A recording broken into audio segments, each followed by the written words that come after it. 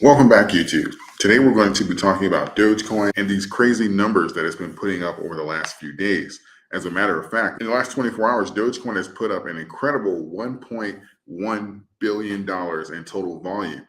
This is a huge amount of revenue and activity that's happening in the coin, especially when the other coins over the last 24 to 48 hours have not done as well, especially percentage wise. I know market cap overall has a part to play in this, but we have to take a look here at the complete picture. And we have Dogecoin here with around $1.1 billion with a market cap of around 9.6 billion. So in other words, Dogecoin did, as far as for volume, Dogecoin put up around 10% of its entire float in 24 hours. So what does this mean for the coin? Does this mean that we're on the verge of a reversal? Or is this going to be blasted off from here? So let's take a deeper look here at the numbers and the volume as we speak. And this here is going to be obviously the heat map, which is tracking buy and sell orders courtesy of Bookmap. And we look and we see that there is a very, very intensified battle going on right now with Dogecoin. Typically, Dogecoin does thread the needle here because it's typically trading always within the pool of liquidity, and they're always relatively close to buy and sell orders. But as you can see here, the emphasis on the fact that they're dark red, dark orange, dark yellow, this means that they are very, very strong orders on both sides of the coin. But as you can see here with these big green candles, the buy orders are steadily coming in, and they're actually keeping Dogecoin relatively stable. Even though there's some strong sells here, there's definitely some red here if you look off to the right, but those buy orders are really, really strong coming in. This is a very intense battle going on at around the 7 cent range, 7.3 range here for Dogecoin's overall price. So we're going to take a look at another chart here, primarily the shorts, because this is the second day that they have literally just been getting away from Dogecoin, putting up big red candles and literally getting out of the way of this movement. So let's take a deeper look into this and I'll tell you what I think. So as you can see here, that second red candle have blown by the 21-day moving average, which is that yellow line, and we're quickly headed toward the 50-day moving average, which is that next line directly beneath it. And we see that this is typically evidence that the price action in the short chart typically move in opposites. When we have big green candles in the shorts, we'll typically see red in price. When we see big red candles in the short chart, we'll typically see green in price. And this is kind of what we've been going back and forth between over the last 24 or 48 hours. So the question is, where is this big buying volume coming from? Is it coming from new investors simply because they're bullish on the coin? Are institutions coming back into the market and they're pretty much building up their base from here? Or is it a combination of several factors? Now, if we look at the total dollar amount here of the shorts, you'll know that that's not completely the reason that the coin is going up. So if we take that into account, we can say that, yes, it does help when we are relieving some of those fake sell orders, those synthetic sell orders from the coin. The coin is free to move more freely. But we have to say that, okay, there is some bullish action going on here if we're just simply looking at the price. But we also have to say, what does it mean when someone closes a short position? Well, when you short something, you create a sell order for an asset that you have not purchased just yet. So you're agreeing to, it's a contract, you're a guaranteed buyer at some date in the future. So when you see these really big red candles, they're technically buying back in the asset and returning the borrowed asset.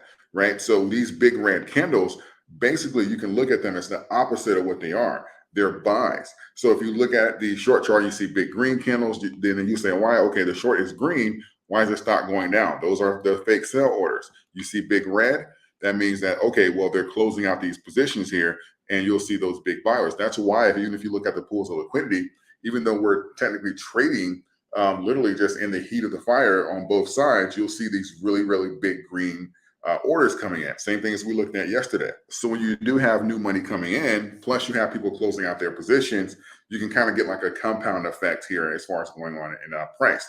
Now, not to say that shorts are not going to come back in and stuff like that. Typically, when you have a large amount of cash come in and you've shorted a lot lower, what you do is, because if you, especially if it's unprecedented or you're not sure, you close out that position and then you're short from a higher position. Otherwise, you're going to leave a gap there that could potentially open and spread and increase the amount of money you're going to lose. So let's say, for example, they started shorting at 5 cents and the coin is now at 7 cents. So they're taking a loss from 5 to 7 because the goal would be to get it from, let's say, 5 to 3 or something like that.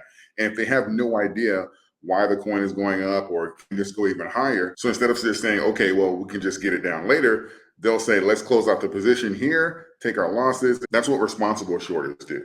Irresponsible shorters, like what we've seen over the last few years, and the reason why they get short squeezed is because they'll double down on shorts and they'll say, no, we're not closing out the position, but we're going to increase our short so that we can kill this momentum that's going on in the market. Some people are speculating that maybe Elon has something to do with this because he's been quiet, and maybe it has something to do with SpaceX and Doge One. I can't completely rule that out because we're going to take a look here over the last 48 hours, and you'll see that Dogecoin was literally defying gravity even against Bitcoin and Ethereum, and literally the two most popular coins on the exchange.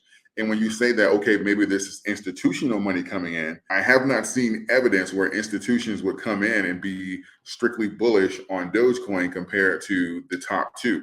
I find that difficult to believe at times like this. So this is more so very targeted action here for Dogecoin. This is a tweet that I shared yesterday, pretty much going over the breakdown between what's going on with these three specific coins here and the amount of money that they've gained, lost, and percentage-wise as well.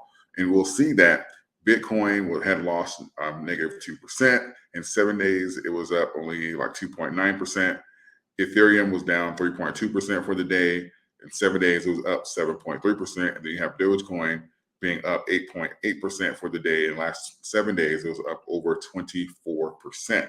So that's a lot of, if you're breaking this down in percentages wise, if you're going to blame this on institutions, you have to say, okay, well, either institutions are being really targeted with Dogecoin, or someone is being very, very strategic and specific here with being bullish on Dogecoin. And then we also cannot rule out if this is a bull trap or not, just simply because Dogecoin has a lower market cap. So the price is going to be much more easy to influence and generate revenue from compared to something like an Ethereum or a Bitcoin. We cannot negate that. So when you see price movement like this, especially when you have a bunch of investors who have less money, when you compare them to the investors of Bitcoin and less experience, they'll typically see something like this, get really excited and start buying even more. And then we know what happens next. So the important thing to do now would be to identify what exactly is a reversal, meaning that the coin has now broken trend. And we are in fact now on an uptrend instead of a downtrend. So looking at the charts here, we'll break trend at around 8.3 cents roughly. And the next level after that is going to be around the 14-cent mark, where we really put up a lot of resistance on the way down. But if we're going off of percentages and the historic levels, that's actually going to be around 12 cents that we can officially declare it a reversal. And let's not forget that we are getting the consumer report tomorrow. We are going to hear from the Fed around the 13th of this month.